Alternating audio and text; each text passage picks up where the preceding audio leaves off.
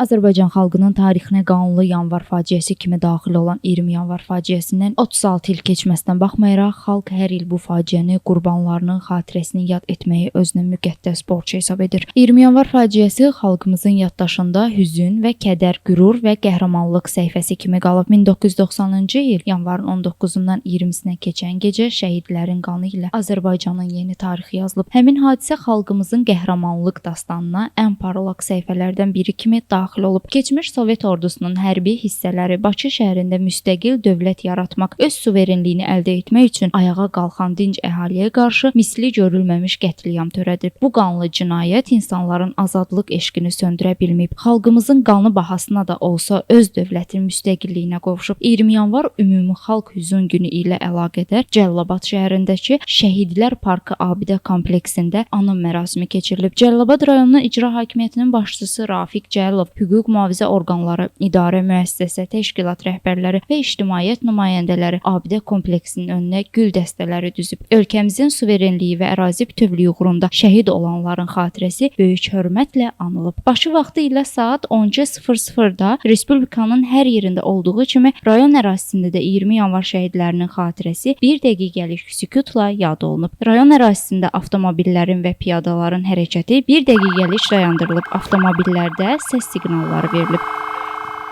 İlqar Mustafayev, Əcər Həsənova bugün informasiya proqramı üçün.